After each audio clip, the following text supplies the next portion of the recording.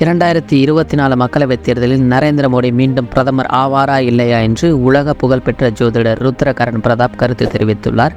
April 19 தொடங்கி June மாதம் 2ஆம் தேதி வரை மொத்தம் 7 கட்டங்களாக மக்களவைத் தேர்தல் நடைபெற இருக்கிறது. இதில் தமிழகத்திற்கான தேர்தல் ஏப்ரல் 19ஆம் தேதி நடைபெற உள்ளது. இந்நிலையில் அடுத்த பிரதமர் யார் என்பதுதான் அனைவரது கேள்வியாகவும் உள்ளது. நரேந்திர மோடி மீண்டும் 3வது முறை பிரதமரானால் ஜவஹர்லால் நேருவின் சாதனையை அவர் சமன் செய்து விடுவார். இதனால் பாஜகவினர் தீவிரமாக உழைத்து வருகின்றனர். இந்த நிலையில் இந்தியாவைச் சேர்ந்த உலக புகழ்பெற்ற ஜோதிடரான ருத்ரகரண் பிரதாப் கருத்து ஒன்றை தெரிவித்துள்ளார்.